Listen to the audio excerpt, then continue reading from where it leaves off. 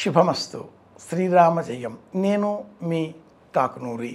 కార్తె విజ్ఞానం జ్యోతిష సంబంధంగా పరమాద్భుతమైనటువంటి విజ్ఞానం. శాస్త్రాలలో ఉండే విషయాలు వేరు, మనం నిజంగా అనుసరించే సమయంలో కంటికి కనిపించేటటువంటి వైజ్ఞానిక అంశాలు వేరు. కంటికి కనిపించే వైజ్ఞానిక అంశాలలో కార్తె విజ్ఞానం ప్రప్రథమమైనటువంటిది. సూర్య సంచారం ఒక్కొక్క నక్షత్ర మండల సమీపంలో 13, 14 రోజులు ఉండగా అశ్విని కార్తె సంచారం అశ్విని నక్షత్రం దగ్గర ఉజ్జాయింపుగా ఏప్రిల్ 14వ తేదీ లేక 15వ తేదీ ప్రారంభం అవుతుంది. 360 డిగ్రీల ప్రమాణంలో 360 రోజుల కాలాన్ని ఈ సూర్య సంచారానికి కేటాయించిన ఈ శాస్త్రం సౌరమానంగా ఈ కార్తె విజ్ఞానాన్ని మనకు అందించింది.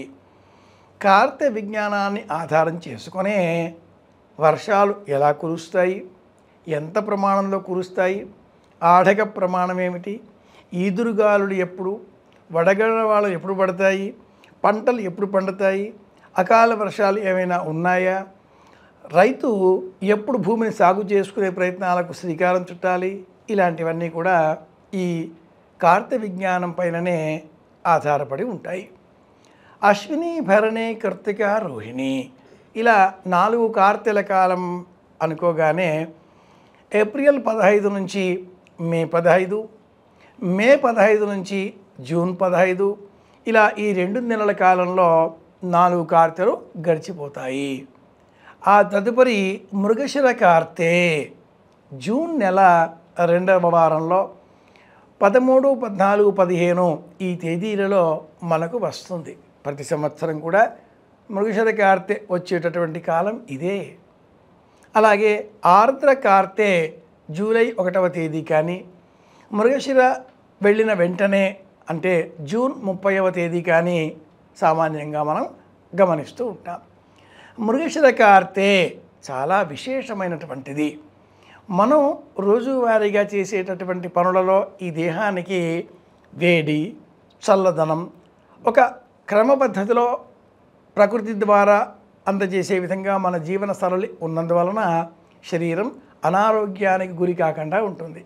కానీ ప్రకృతిలో వచ్చేటటువంటి పెను మార్పులు, ఒక్కసారి వర్షం, ఒక్కసారి ఎండ, రెండూ కలిసి రావడం, ఇలాంటి నేపథ్యంలో దేహానికి కొత్త కొత్త వ్యాధులు వస్తాయి. మృగశిర కార్తె ప్రవేశం రోజు పాటించవలసిన ప్రత్యేక నియమాలు కొన్ని ఉన్నాయి. శాకాహారం స్వీకరించేటటువంటి వారు బెల్లం, ఇంగువ ఈ రెండింటిని శనగగింజ ప్రమాణానికి మించి రెండింటిని అరచేతిలో వేసుకుని బాగా ఇలా నలగ కొట్టాలి, లేదా చిన్న రోలు పొత్రంలో వేసి చక్కగా నూరి ఆ రెండు కూడా బాగా కలిసేటట్లుగా చేసిన అనంతరం రేగుపండు గింజ ప్రమాణంలో ఈ ముద్ద సేకరించుకొని దానిని పరగడుపుననే గొంతులో అలా వేసుకొని పంటికి తాకకుండా తినాలి. ఇది మృగశిర కార్తె ప్రారంభం నాడు అందరూ తప్పకుండా చేయాల్సిన పని.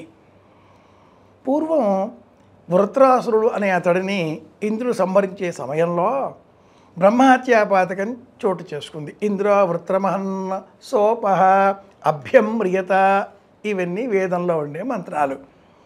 అలా వచ్చిన ఆ పాపాన్ని బ్రహ్మదేవుని సహాయంతో దేవతలు 4గా విభజించి ఒక భాగాన్ని సముద్రం నొరగా, ఒక భాగాన్ని చెట్లలో వచ్చేటటువంటి జిగురు, ఒక భాగం మహిళలకు మాసిక నియమం, ఒక భాగం చివరిది ఈ భూమికి సంబంధించినదిగా ఇలా సర్దుబాటు చేశారు.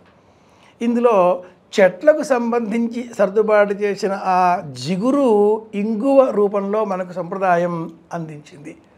విపరీతమైనటువంటి చల్లదనాన్ని, విపరీతమైనటువంటి వేడిని రెండింటిని కూడా సమతౌల్యం చేసే విధంగా ఇంగువ అలాగే బెల్లం ఈ రెండింటిని కలిపి బాగా దంచడంతో ఒక మిశ్రమం ఏర్పడుతుంది. జీలకర్ర బెల్లం కలిపితే శిరస్సు పైన పెట్టుకుంటాం పెళ్ళిళ్ళలో శుభముహూర్తం. జీలకర్ర బెల్లం అక్కడ, బెల్లం ఇంగువ ఇక్కడ. ఇలా ఆ రేగుగింజ ప్రమాణంలో ఈ పదార్థం స్వీకరించిన అనంతరం కనీసంగా 24 నిమిషాలు ఇంకా ఏమీ తీసుకొనకూడదు. అలాగే మాంసాహారం స్వీకరించేటటువంటి సంప్రదాయం కలవారు మృగశిర కార్తె ఉన్న రోజున తప్పనిసరిగా చేపలు, మత్స్యమును ఆహారంగా స్వీకరించాలి అని కూడా శాస్త్ర ప్రమాణం. ఆహారం చేత శరీరం ఏర్పడుతుంది. ఆహారంలో ఉండే గుణం చేత మనస్సు నిర్మాణం అవుతుంది. కనుక శరీరానికి ఏ వ్యాధి రాకుండా ఉండాలి. మృగశిర కార్తె నాడు అందరూ విశేషంగా బెల్లం, ఇంగువ ఈ మిశ్రమాన్ని పరగడుపున రేగుపండు ప్రమాణంలో స్వీకరించి ఆ తదుపరి గోరువెచ్చని నీరు త్రాగి 24 నిమిషాల సేపు ఇంకా ఏ పదార్థం తీసుకునకుండా ఉన్నట్లయితే ఈ రేగుపండు పదార్థం, ఆ ప్రమాణంలో ఉండే పదార్థం, సైజులో ఉండే పదార్థం ఇంగువ, బెల్లం మనకు ఒక బూస్టర్ లాగా పనిచేస్తుంది. రోగ నిరోధక వ్యవస్థ మన దేహంలో రెట్టింపుగా మారి ఆరోగ్యాన్ని చేకూరుస్తుంది. తెలుసుకున్నాం, పాటిద్దాం, మళ్ళీ కలుసుకుందాం. నేను మీ కాకునూరి. శుభమస్తు.